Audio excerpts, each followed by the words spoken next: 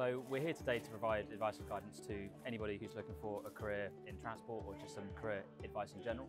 The idea is to give people a bit of confidence about how to apply, what opportunities are around in the industry, and any information and any practice in any of the assessments that we would do for any of these jobs.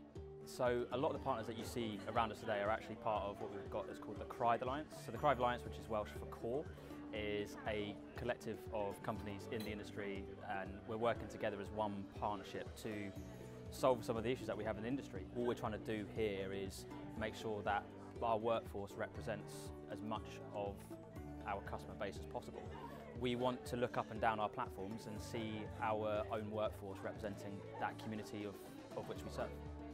So we're here to find talent in the most disconnected areas of our contracts, and it's really important that we come together as allies, have a diverse panel to make things more relatable for the community. Being part of the scheme for TFW gives us this opportunity to be right on the ground where we're working, speaking to people and hopefully getting them involved on the project.